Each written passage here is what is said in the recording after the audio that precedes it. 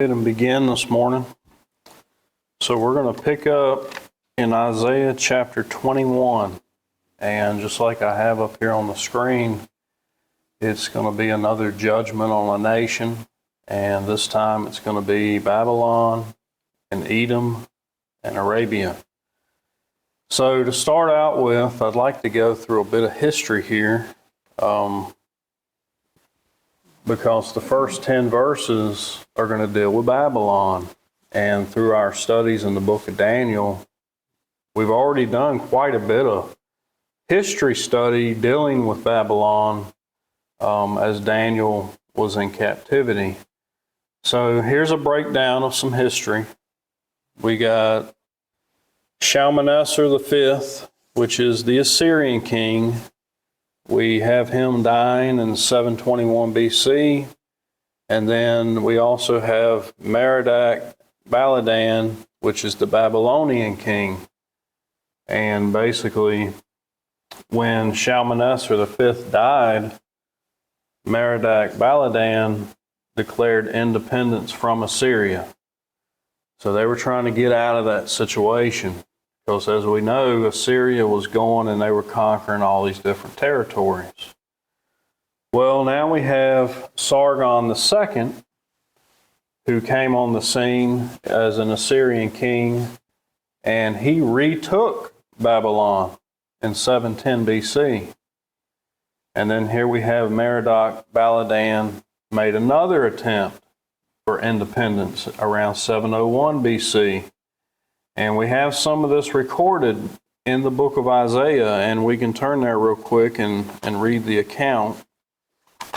But in Isaiah, and I hope I typed it in on the right chapter here, but Isaiah chapter 39, verses 1 through 7, we'll see an account that is recorded. Would anyone be interested in reading Isaiah 39, verses 1 through 7? I'll read it. Okay.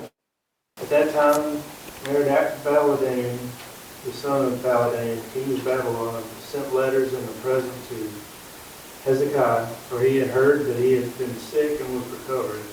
And Hezekiah was glad of him and showed him the house of his precious things, the silver and the gold, and the spices and the precious ointment, and all the house of his armor, and all that was found in his treasures. There was nothing in his house, nor in all his dominions, that Hezekiah showed them not. Then came Isaiah the prophet unto King Hezekiah, and said unto him, What said these men? And from whence came they unto thee? And Hezekiah said, They are come from the far country unto me, even from Babylon. Then said he, What have they seen in thine house? And Hezekiah answered, All that is in mine house have they seen. There is nothing among my treasures that I have not showed them. Then said Isaiah to Hezekiah, Hear the word of the Lord of hosts. Behold, the days come that all that is in thine house, and that which thy fathers has laid up in store until this day, shall be carried to Babylon. Nothing shall be left, saith the Lord. And of the sons that shall issue from thee, which thou shalt beget, shall they take away, and they shall be eunuchs in the palace of the king of Babylon. So what we have here is an account that is building up to what we read in Daniel when we went through the book. Babylon is basically trying to get away from the hold of Assyria. And we see some events that are happening here in Isaiah 39 that's kind of leading them in that direction of when this captivity was taking place. Babylon is going to start becoming the new powerhouse that comes on the scene. And we're going to see that here in a little bit as we go through the history. But that was a bit of a sidestep to show that there are further recordings dealing with Babylon, dealing with the judgment that's going to happen on God's people, and that they will be in captivity in Babylonian captivity. So moving through history here, we have well-known king come on the scene, and that's Sennacherib, the Assyrian king. And as you can see here, we have back and forth between Assyria and Babylon.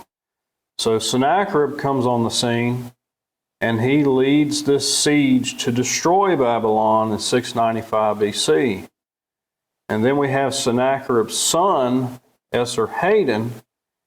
He ended up rebuilding Babylon during his reign in 681 to 669 BC. And then we have everything in Babylon remain pretty stable until Ashurbanipal, the grandson of Sennacherib, besieged Babylon for 3 years. So we have this back and forth war between the two, Babylon and Assyria. And here we have Sennacherib's, here we have Ashurbanipal, the grandson of Sennacherib. He's back attacking Babylon again and causing the king of Babylon to basically set his palace on fire, and he ended up dying in the flames. So lots of bad blood here between the two. Babylon kept trying to escape that Assyrian dominance that was happening with them. So as you go through history and you're studying throughout the 7th century BC, Babylon actually began to grow in power, and eventually they defeated the Assyrians. So they finally became victorious. And in 612 BC, Nabopolassar destroyed the Assyrian capital, Nineveh. So does anyone remember us talking about this individual, Nabopolassar, and especially the one that's coming up next, Nebuchadnezzar? So Nebuchadnezzar, who was the son of Nabopolassar, he began his reign in 605 BC, and he ruled for about 57 years. And as we read in the book of Daniel, Nebuchadnezzar made Babylon one of the world's greatest cities. I mean, they were a powerhouse. They felt unstoppable. But we also read that Babylon would eventually be destroyed by Cyrus, king of Persia, ending the Babylonian Empire. So the judgment that we're looking at here concerning Babylon, this judgment's going to take place years in the future of when Isaiah is talking here, and that judgment's going to take place in what's recorded in the book of Daniel. And we'll touch on that here in a little bit. But in the book of Daniel, we have it recorded of when the Babylonian Empire was actually conquered and that came to an end. So we'll touch on all of that as we go through these first 10 verses.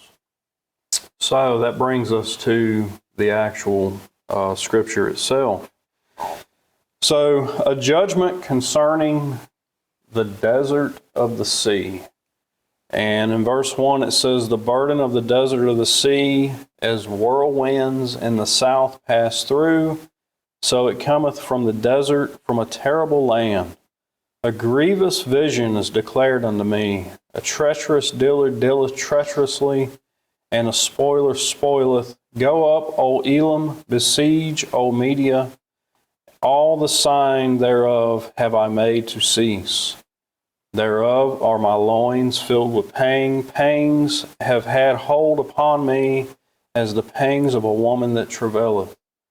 I was bowed down at the hearing of it. I was dismayed at the seeing of it. My heart panted. Fearfulness affrighted me. The night of my pleasure hath he turned into fear unto me."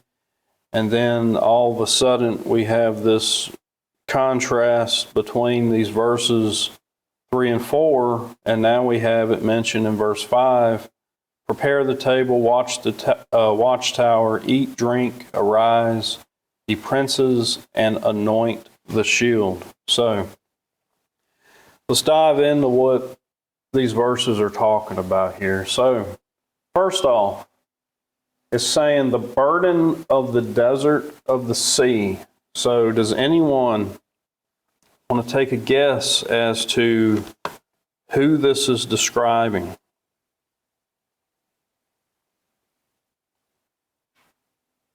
The desert of the sea.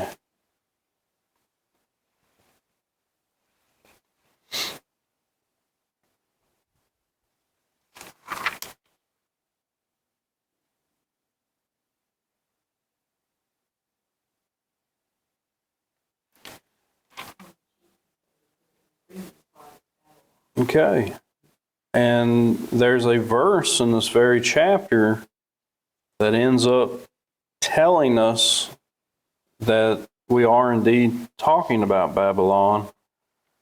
And we'll find out in verse 9, it says, "And behold, here cometh a chariot of men with a couple of horsemen. And he answered and said, Babylon is fallen, and all the graven images of her gods hath broken unto the ground." So, verse 9 gives us a description of who we're talking about here, who this judgment was going to be placed upon. And in verse 2, it says, "A grievous vision is declared unto me. The treacherous dealer dealeth treacherously, and the spoiler spoileth. Go up, Elam, besiege, O Media. All the sign thereof have I made to cease."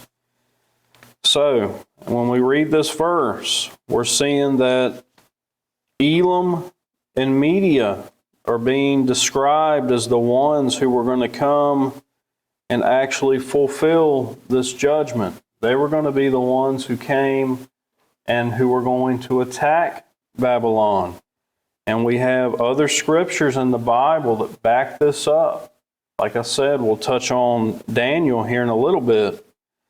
And just so we know on a geography standpoint, so when we look at Elam and Media, these were actually nations to the east of Babylon. So they were going to come out of the east and they would attack Babylon. And they would be victorious when they did that.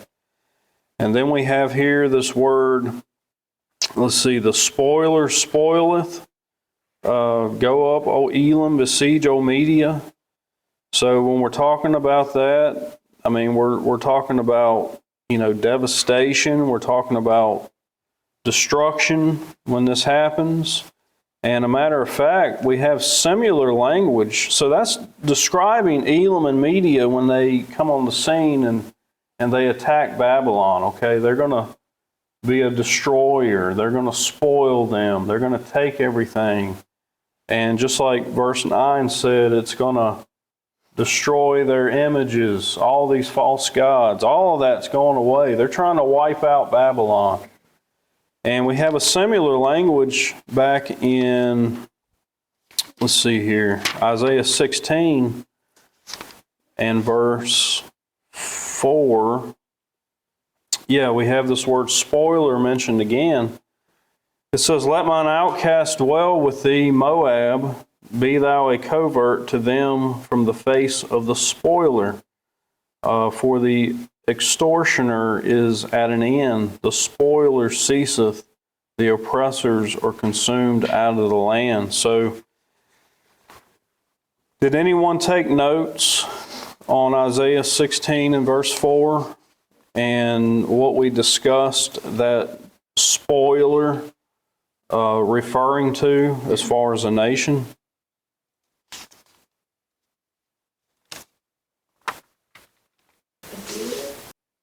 Yes, that is correct. So Assyria was described as being a spoiler or a destroyer, and here we have Elam and Media also being described with the similar language. And then in verse 3 and 4, it's kind of interesting because here's this judgment that's being relayed to Isaiah for him to tell the people. But in 3 and 4, we see that there's some emotions described that Isaiah is going through as he receives this message for the judgment that's going to happen. It says in verse 3, it says, Therefore are my loins filled with pain. Pangs have taken hold upon me, as the pangs of a woman that travaileth. I was bowed down at the hearing of it. I was dismayed at the seeing of it. And Isaiah says, my heart panted, fearfulness affrighted me. The night of my pleasure hath he turned into fear unto me. So we can see some pretty drastic emotions here that Isaiah is actually feeling as this is laid out to him, as he receives this news of this judgment that's going to take place on Babylon. It says, his heart panteth, and fearfulness affrighted him. The night of my pleasure hath he turned into fear unto me. So Isaiah was bothered and overwhelmed by what God was showing him in this great judgment that was going to take place.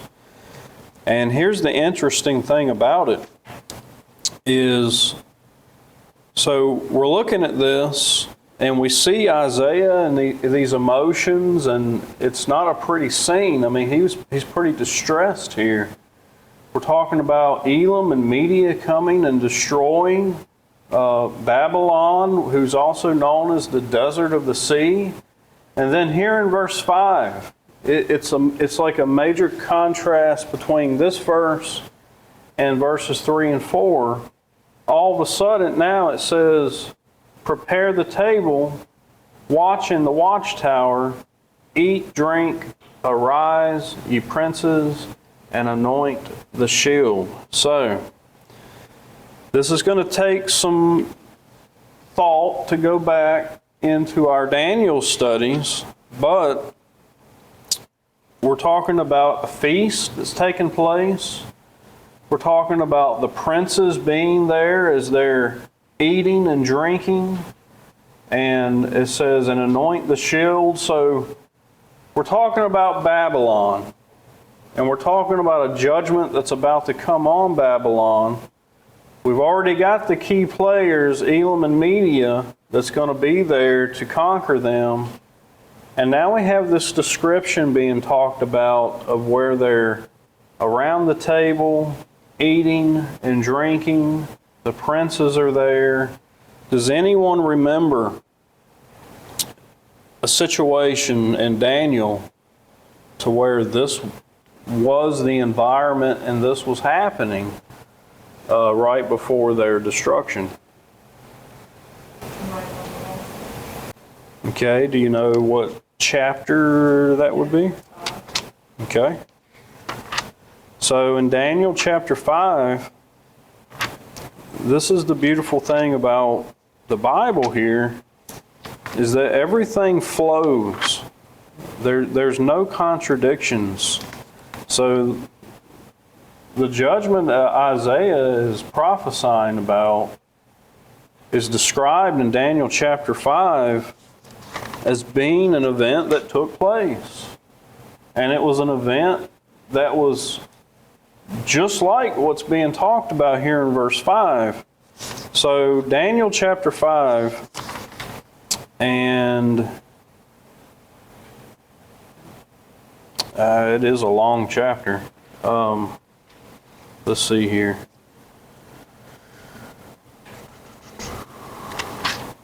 But to get the full context, I think we're going to need to really read the whole chapter.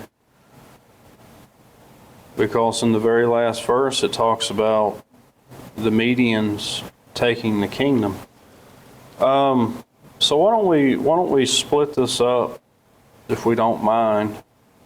What do we got here? 31 verses.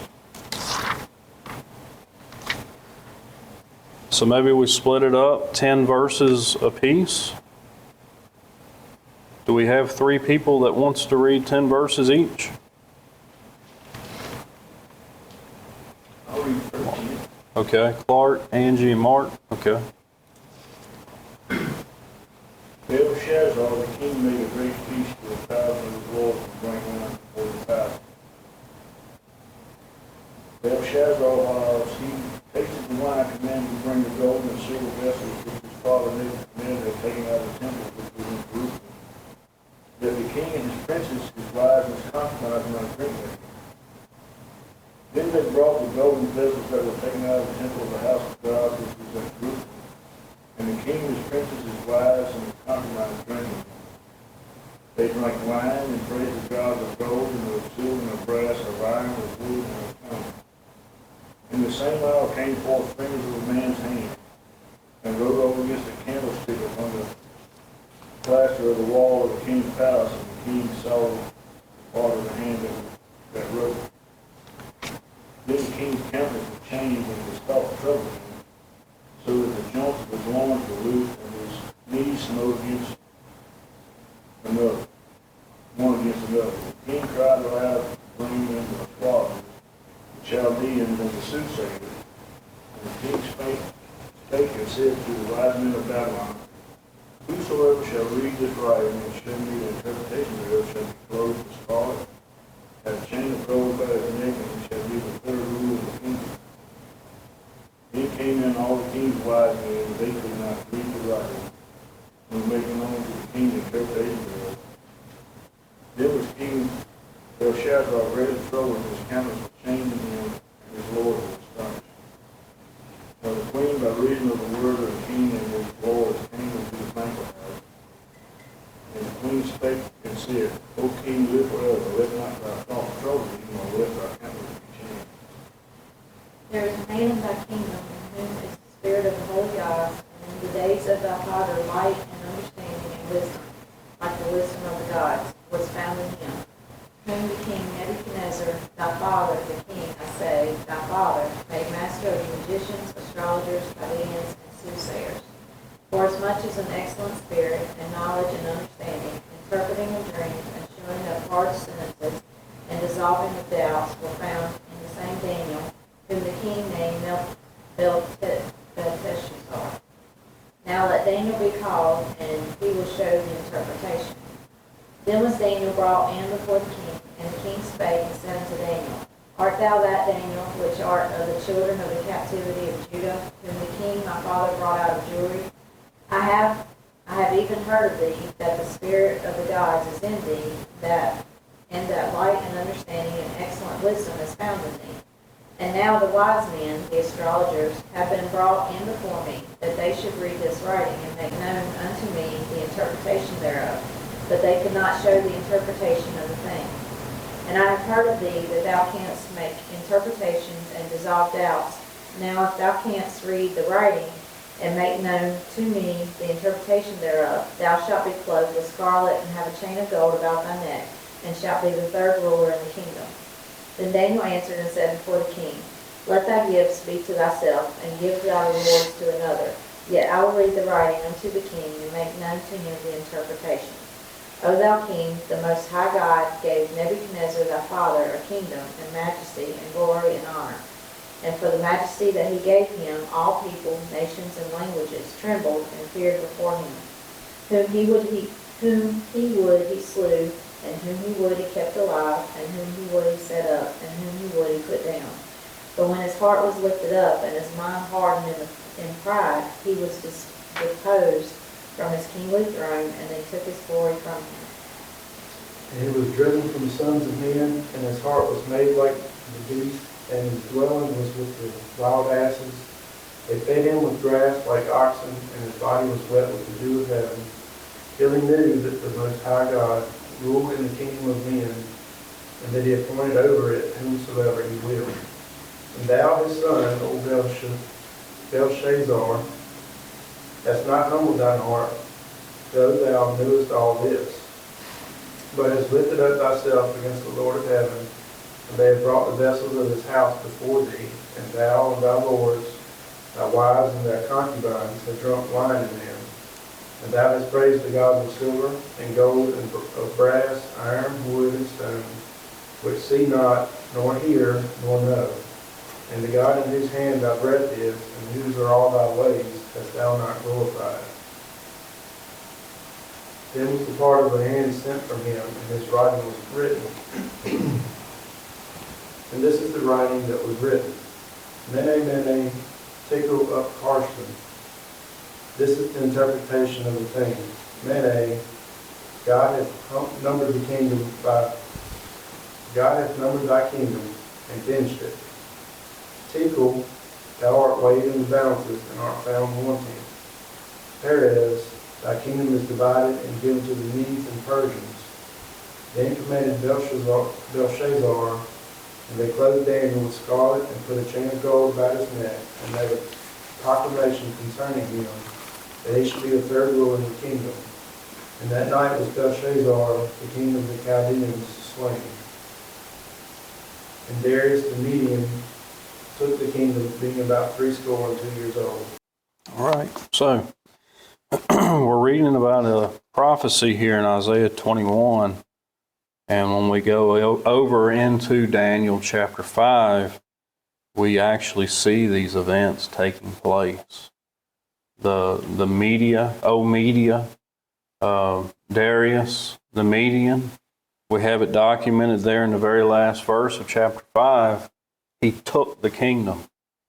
Just like it was prophesied, they took the kingdom. So verse 5 harmonizes perfectly with Daniel chapter 5 when all these events took place and they actually happened. So here we have now, starting in verse 6, we're still talking about Babylon here, but in verses 6 through 8, we have the responsibilities of the prophet being laid out. It says in verse 6, it says, "For thus hath the Lord said unto me," so this is said unto Isaiah, "Go, set a watchman, let him declare what he seeth. And he saw a chariot with a couple of horsemen, a chariot of asses, and a chariot of camels. And he hearkened diligently with much heed. And he cried, A lion, my Lord, I stand continually upon a watchtower in the daytime, and I am set in my ward whole nights." So, he was going to be the watchman. He was going to be the guard that was on the wall in his guard tower. He was going to be the one keeping watch. And when these things happen or when these things approach, he was going to be able to point it out and say, "Here it comes. Here they come." So we had the contrast in verse 5 from the emotions that Isaiah was feeling. We see that transpiring in Daniel chapter 5, and then here we have some responsibilities laid out that he's the watchman. And in verse 9 it says, "And behold, here cometh a chariot of men with a couple of horsemen."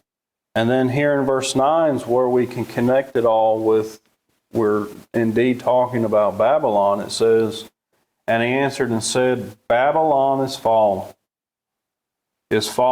and all the graven images of her gods he hath broken unto the ground."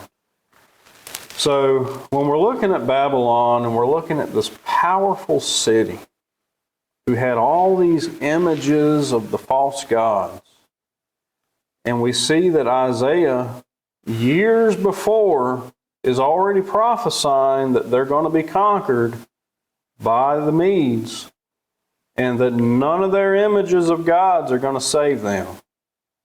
Not one image had the power to save them from their sin, their sinful behavior. Not a one. And it was all destroyed. Isaiah prophesied it, and it took place indeed.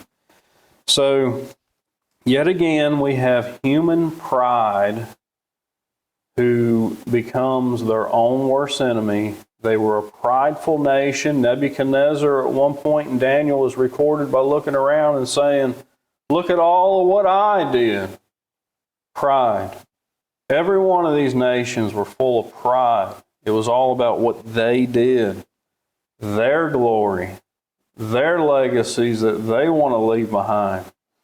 And then it goes on to say in verse 10, it says, "O my threshing and the corn of my floor, that which I have heard of the Lord of hosts, the God of Israel, have I declared unto you." And when we're talking about this threshing, "O my thresh people," this is some similar language that's used by other prophets when they're talking about these judgments. And matter of fact, if we turn to Amos, Amos actually uses these similar language. In Amos, if I can get there, Amos chapter 1, verse 3, Amos uses this language of threshing. He says, "Thus saith the Lord, for 3 transgressions of Damascus, and for 4, I will not turn away the punishment thereof, because they have threshed Gilead with threshing instruments of iron." So, we had talked before about judgment language, and a lot of the judgment language by the different prophets are pretty similar to each other when they're talking about these judgments taking place. So the threshing that's talked about here in verse 10 goes right along with the other prophets of using these types of words to describe the judgment and how bad it's going to be. So what do we got? 10:33. So we're still looking at these verses 1 through 10, which is all talking about Babylon. And basically, there are some lessons that we can learn here when we look at these scriptures. We can learn some pretty major characteristics about God, for one, and how he views sin. So one of the things would be, judgment's going to come to all. Okay? Sinful people are going to be judged. It doesn't matter how powerful of a nation you may be on this earth, you're not going to escape judgment. And one of the things that we can learn as we go through the book of Daniel is that for the last several chapters, we've seen powerful nation after powerful nation being judged for their sinful, wicked behavior. God's not going to tolerate it. Just like we said once before, we get a little wrapped up sometimes into Israel and Judah being the chosen ones, and sometimes we may think, well, they were the only ones that had a chance. Well, if these other nations would have fallen in line with how God wanted them to live and do things, well, they had a chance too. But they chose not to go down that road. They chose the images of their own gods. They chose wicked lifestyles, heathen nations. They chose all that. But we see here, they're not going to escape judgment, though. God does not like sinful behavior. Another thing we're going to learn is that there's a punishment of sin for all those who commit sin.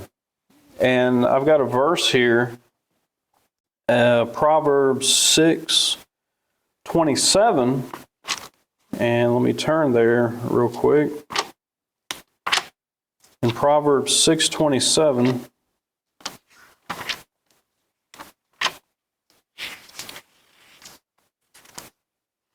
Solomon, a very wise man, wrote,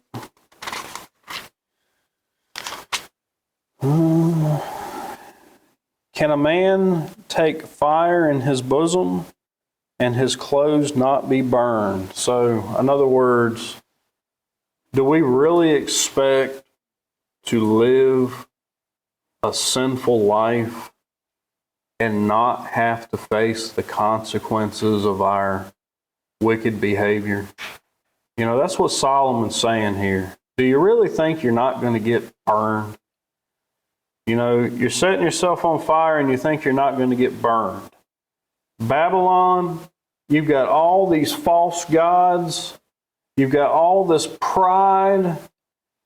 Do you really think you're not going to have to suffer consequences for your sinful behavior? That's the one thing we can learn from all these different judgments on these nations. They're suffering consequences from the choices that they made. the sinful behavior.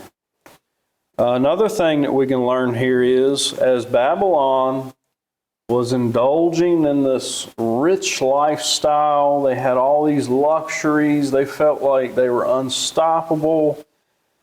One thing we can learn is that sin, the pleasures of sin are not going to last forever. Matter of fact, let's see here. Hebrews, I think it's Hebrews.